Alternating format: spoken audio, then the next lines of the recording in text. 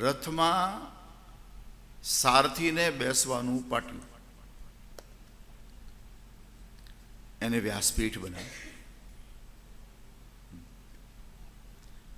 આ ઇન્દ્રનો શબ્દ છે વાચાલમ. કૃષ્ણ કેળવા વાચાળ છે.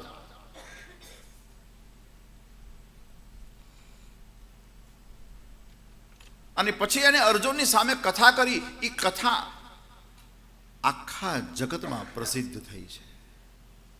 આ સંસારમાં એવી કોઈ ભાષા નહીં હોય કે જેમાં ભગવાન કૃષ્ણ ભગવાનની ગીતા નહીં હોય. અદ્ભુત શાસ્ત્ર, અદ્ભુત શાસ્ત્ર. એટલે હું તો ઘણી વખત કહું છું, અમારો વક્તાનો આદર્શ ભગવાન કૃષ્ણ છે. વક્તાનો આદર્શ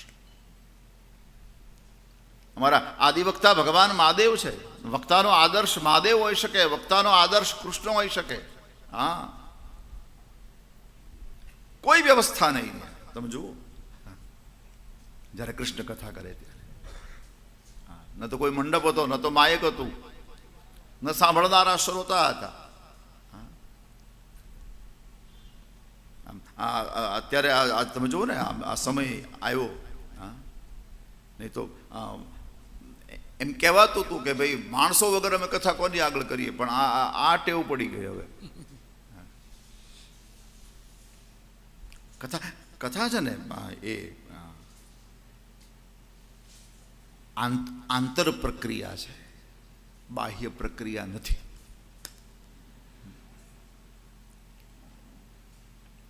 રામાયણમાં ભગવાન શંકરને કથા પૂછી ભગવતી પાર્વતીએ કે મને રામકથા સંભળાવો. આ હું તમને આંતર પ્રક્રિયા છે એનું પ્રમાણ આપું છું. પૂછું છું મને રામકથા સંભળાવો. એટલે રામકથા સંભળાવે એ પહેલા ભગવાન શંકરની આંખમાં આંસુ આવી ગયા, રડવા પડ્યા. ક્રિયાઓ બંધ કરો બેટા. બસ, આંસુ આવી ગયા.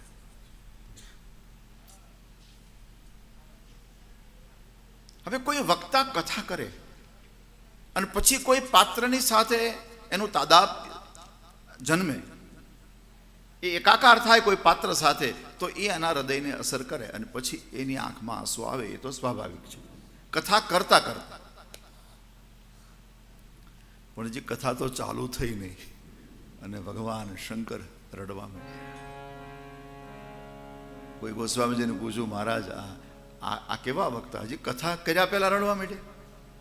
બોલે હા, એટલા માટે રડ્યા કે કથા વક્તાના મુખમાંથી નીકળે, જીભમાંથી નીકળે એ પહેલા કથા એના હૃદયમાં આવે છે, અને હૃદયમાં કથા આવે પછી જ મુખથી નીકળે. એટલા માટે મેં તમને કીધું કે આ આંતર પ્રક્રિયા છે. કથા આંતરિક પ્રક્રિયા છે.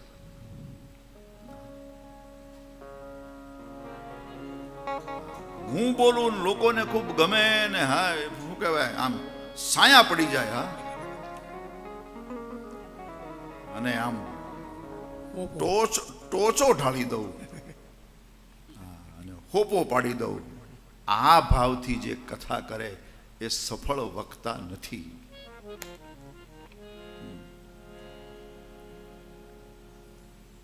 કથા બીજાને રીઝવવા માટે નથી હોતી.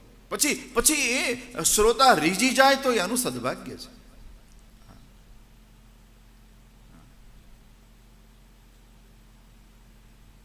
ગમે તેમ ન બોલાય, પોતાને ગમે એવું બોલાય. એટલે હૃદયમાં કથા આવે છે, અને હૃદયમાં કથા આવે અને પછી જે નીકળે ને એ બીજાના હૃદય સુધી પહોંચે. કારણ કે નીકળી છે કે હૃદય બોલી શકતું નથી, પણ હૃદય જીભ દ્વારા બોલે છે. મન છે એ જીભ દ્વારા પોતાનો ભાવ વ્યક્ત કરે છે. આપણે ત્યાં હૃદય બોલે છે અને આપણને ખબર પડી જાય કે આ હૃદયથી બોલે છે. અને એટલા માટે આપણે ત્યાં વાણીનો એક પ્રકાર છે વૈખરી. હૃદયમાં કાંઈ ન હોય, માત્ર જીભથી બોલતો હોય અને વૈખરી કહે છે. પરા, પશ્યંતી અને મધ્યમાં. અને વૈખરી. આ વાણીના 4 પ્રકાર છે.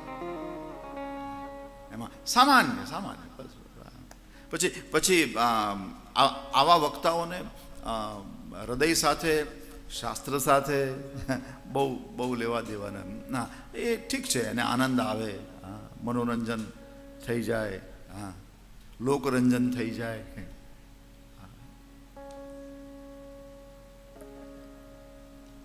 પણ હૃદયથી કથા નીકળે તો, અને હંમેશા વક્તાઓએ ભગવાનને રાજી કરવા માટે કથા કરવી જોઈએ. અત્યારે જે સંસારમાં અને સમાજમાં જે પ્રક્રિયા ચાલે છે, થોડુંક આમ આપણને એક તો ક્યાંક ક્યાંક આપણે આમ જોઈએ તો અનભ્યાસુ કથા, અભ્યાસ વગરની કથા.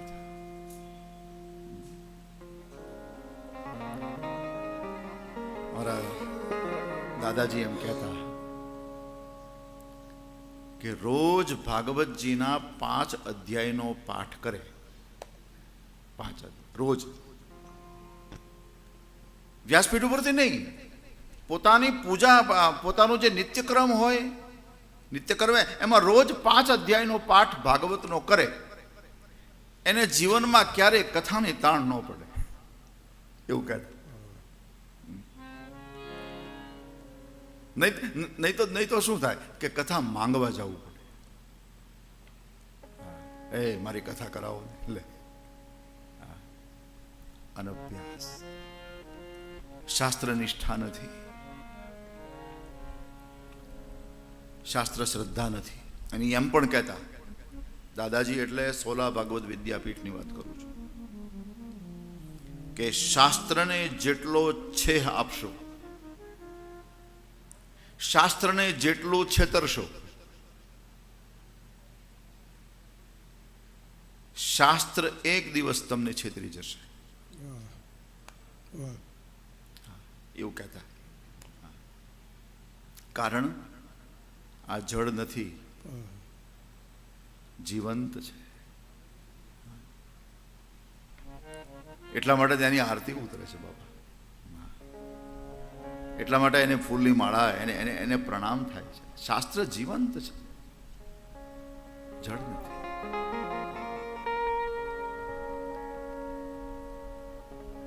અને જીવંત હોય તો એ 100% વક્તા સાથે વાતો કરે.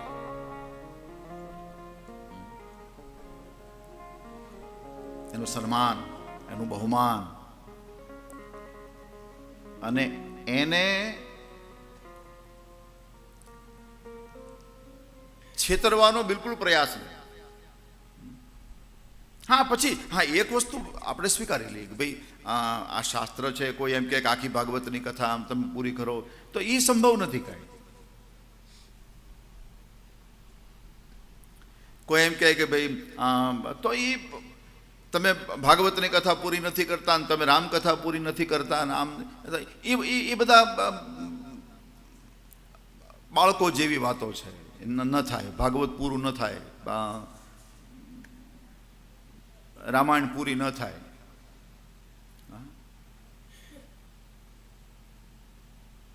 એ સ્વીકારી લઈએ, અને એ વક્તાનો અબાધિત અધિકાર છે. ભાગવતમાં શબ્દ આવ્યો છે સમાસ વ્યાસ.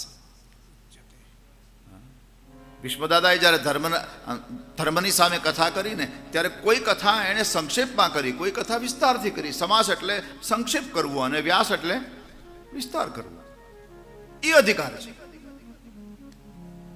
એ વક્તા ધારે તો 5 મિનિટની કથા 5 કલાક ચલાવે, અને 5 કલાકની કથા 5 મિનિટમાં પૂરી કરે. એ વક્તાનો અધિકાર છે. પણ શાસ્ત્રને વફાદાર રહેવું જોઈએ.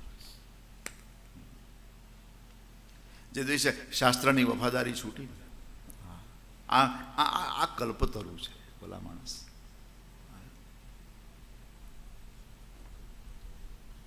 ભાગવતની કોઈ કથા કરનારો એમ કે મને જીવનમાં સુખ નથી મળ્યું, તો 100% સમજવાનું કે ભાગવત પ્રત્યેની નિષ્ઠા નથી. બાકી ભાગવતમાં લખ્યું છે નિગમ કલ્પતરોર ગલિતમ ફલમ.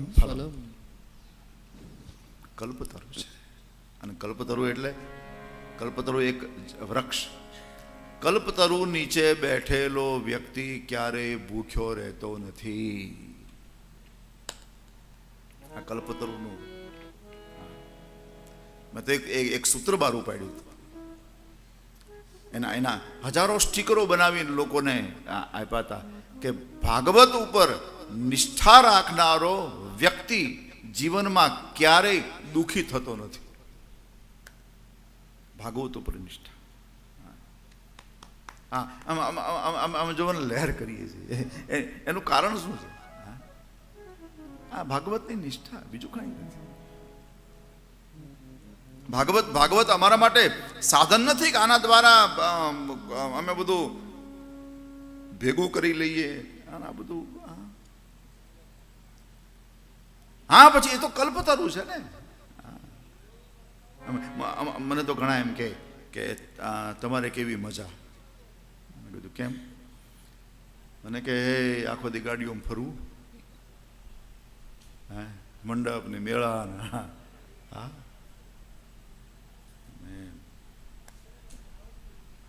મેં કે તમને એમ લાગે છે અમે સુખી છીએ? તો મને કે તમે સુખી જ છો. મેં કે તમે જેટલું માનો છો ને એના કરતાં અમે વધારે સુખી છીએ. પણ તમને અમારી ઈર્ષા આવે છે તો એક કામ કરો, અમે કરીએ તમે ચાલુ કરો, તમે સુખી થશો.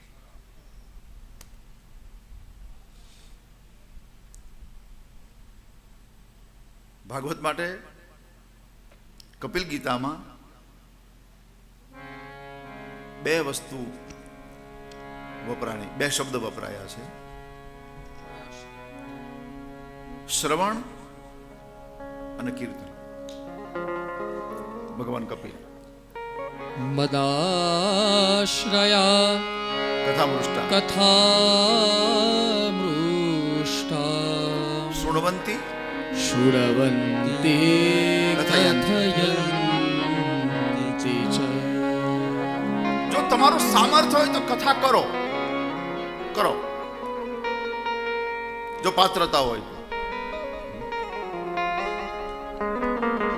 અને કથા કરવાનું સામર્થ્ય ન હોય તો કથાને સાંભળો. આ 2 આશ્રય છે ભાગવત. શ્રદ્ધાથી સાંભળશો તોય આ કલ્પતરુ છે, અને શ્રદ્ધાથી એની કથા કરશો તોય આ કલ્પતરુ છે. તપંતી વિવિધા વિવિધાસ્તાપા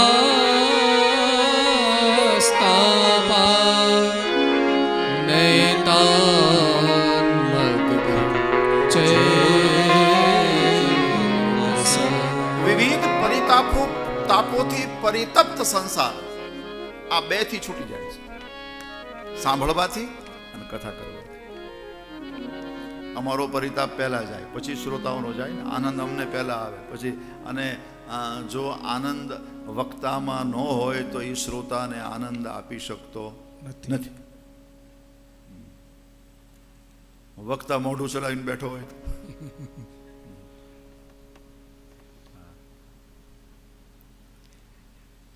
અમારા ખારાવાળા બાપા અમરદાસ બાપુ, અમરદાસ બાપુ ખારાવાળા, હા, એ એમ કહેતા કે આમ રામાયણ કથા એ રામકથા કરતા. બહુ વિદ્વાન આપણા સૌરાષ્ટ્રના જે જાણીતા વિદ્વાનો છે એમાં રામકથાના વિદ્વાન. ભાગવત કથા પછી તો એ કરતા. આ બધું આપણા જૂના ઘરેણા. ભગવાનજી બાપા લાઠી શર્મા,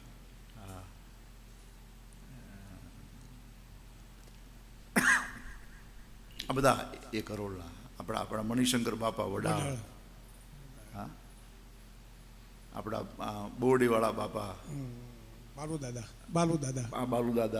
આ બધા શું કહેવાય. ઓહ, અમારે એક હાડીડા ગામમાં એક કથાકાર હતા.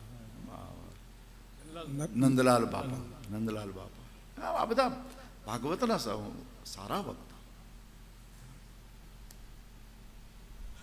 તો એમ કહેતા, અમે હાસ્યમાં કહેતા, એ તો આમ એટલા બધા મસ્તીમાં રહેતા રોજ. એ આપણે પછી અડધો કલાક બેઠે તો અડધો કલાક આપણને હસા. ખરાવાળા બાપ અમરદાસ બાપા એમ કહેતા કે મેં દશરથજીને ઘણી વાર માર્યા, રામને ઘણી વાર વનમાં મોકલ્યા, પણ મને ક્યારેય રડવું ન આવે. તો કોઈ પૂછ્યું તો તમે રડો ક્યારે? બોલે હાજે 7 વાગે આરતીના પૈસા ગણું ત્યારે. કે એટલા બધા માણસો બેઠા હતા ને આ 3.5 રૂપિયાનું પરચુરણ કેમ? એ તો હાસ્યમાં કહેતા. પણ જો દ્રષ્ટિ ત્યાં હોય તો વક્તાને વિશ્રામ ક્યાંથી મળે?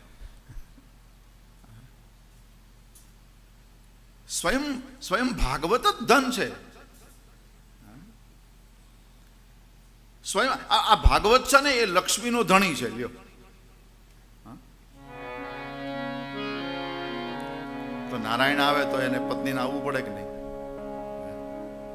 આપણે ઘરે નારાયણ પધારે તો લક્ષ્મીજીને આવવું પડે કે નહીં? આવવું જ પડે.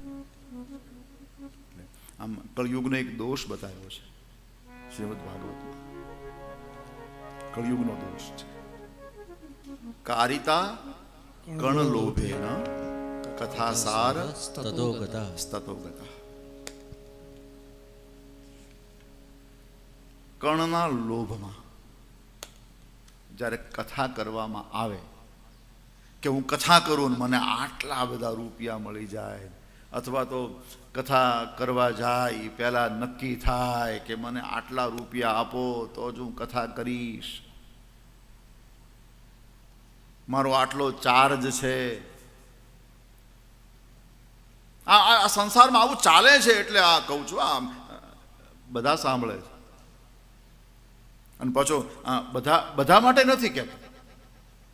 એવા પવિત્ર વક્તાઓ મેં જોયા છે કે માત્ર કૃષ્ણના પ્રેમ ખાતર કથા કરે છે. એવા વક્તાઓ જોયા છે કે કથા કરતા કરતા એની આંખમાંથી આંસુ સુકાતા નથી. ડોંગરે બાપાના મુખમાંથી લાલો શબ્દ નીકળતો ને આંસુ હારે નીકળતો.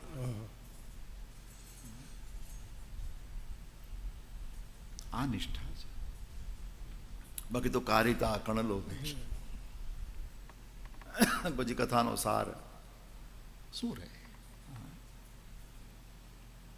એટલે વક્તાનું, વ્યાસપીઠનું બીજી કોઈ ચિંતા ન કરે. મારી તો ત્યાં સુધીની નિષ્ઠા છે કે ચિંતા કર્યા વગર નિષ્ઠાથી ભાગવતની જે કથા કરે